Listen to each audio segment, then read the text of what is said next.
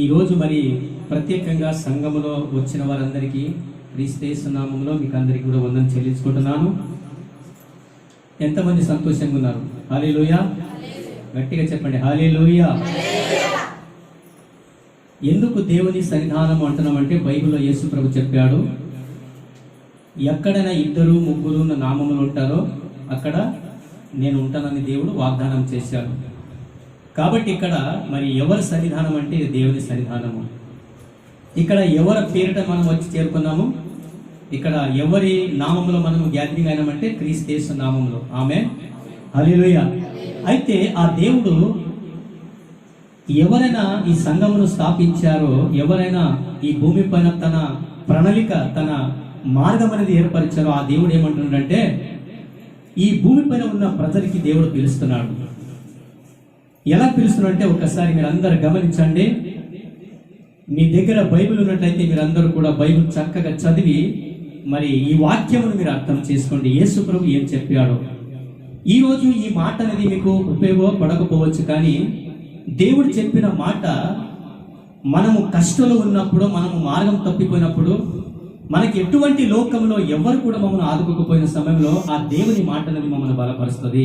ఆమేన్, హల్లెలూయా, హల్లెలూయా.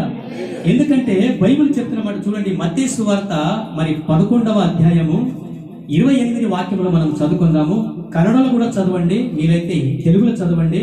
మీరందరూ చదివి ఈ మాటని మీరు గ్రహించండి. ఒకసారి గమనించండి వాక్యము. మత్తయి సువార్త 11వ అధ్యాయము 28 వచనములో చదువు ఒకసారి.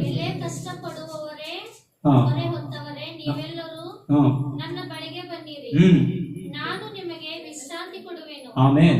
యేసు ప్రభు స్వయంగా 2000 సంవత్సరాల క్రితం యేసు ప్రభు భూమి పైన భౌతికంగా మేము ఎలాగైనా కనబడుతున్నామో అప్పుడు కనబడుతున్న సమయంలో యేసు ప్రభు భూమికి ఒక సవాల్ విసిరారు. ఏమని విసిరంటే, ఇప్పుడు తెలుగులో చదవము ఒకసారి.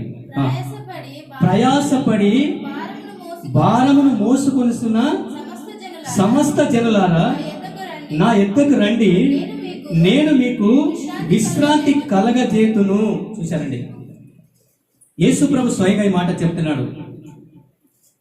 ఈరోజు యేసు ప్రభు మాట మనం అర్థం చేసుకోకపోతే ఎప్పుడు కూడా మనకు అర్థం కాదు. ఒక వ్యక్తి ఎవరైనా ఈ భూమి పైన ఒక హోదాలో ఉన్న వ్యక్తి, ఒక లీడర్గా ఉన్న వ్యక్తి మమ్మల్ని ఒక మాట చెప్పారు అనుకోండి, మీరందరి ఇక్కడికి రాండి, అందరికి కూడా ఇంత మేము డబ్బులు ఇస్తాము అన్నప్పటికీ మనం ఏం చేస్తాము, అందరు కలిసి అక్కడికి వెళ్తాము. ఇక్కడ యేసు ప్రభు ఏం చెప్తున్నాడు అంటే ప్రయాసము అంటాడు. చూడండి 28 వాక్యం ఏమంటాడు, ప్రయాసము పడి భారము మోసుకొనిస్తున్న సమస్త జనులారా నా యొద్దకు రండి, నేను మీకు విశ్రాంతి కలగజేతును. విశ్రాంతి కలగజేతును. దేని విషయంలో విశ్రాంతి కలగజేస్తున్నాడు దేవుడు? ఈరోజు మానవునికి కావలసింది, ఎందుకు దేవుడి మాట చెప్తున్నాడంటే మనుషుడు భూమి పైన విశ్రాంతి ఇంతవరకు పొందలేదు.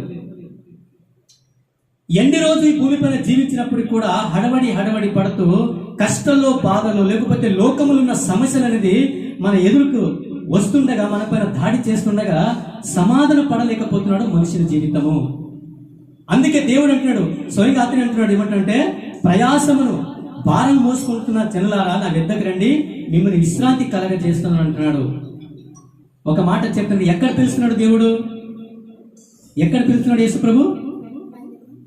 నా యొద్దకు రండి అంటున్నాడు. ఆయన యొద్ద ఎక్కడ? ఆయన సన్నిధి ఎక్కడ ఉంటుంది? ఆయన సన్నిధానం ఎక్కడ ఉంటుంది? ఆయన పిలుస్తున్నాడు ప్రత్యేకంగా, నా యొద్దకు రండి అంటున్నాడు. అంటే ఆయన దగ్గరికి వెళ్ళడం అంటే ఏమిటి? ఖచ్చితంగా మనం చెప్పి తీరాలి. ఆయన యొద్ద అంటే ఈ భూమి పైన 2000 సంవత్సరాల క్రితం యేసు ప్రభు భూమిలో సంఘం అనేది స్థాపించాడు. యేసు ప్రభు భూమి పైన వచ్చిన తర్వాత 12 మంది శిష్యులను ఏర్పరిచారు. వారి ద్వారా అనేది పేతురుకు దేవుడు ప్రత్యేకంగా చెప్పాడు. ఏం చెప్పాడంటే, నీ మీద నేను సంఘము కడుతున్నాను.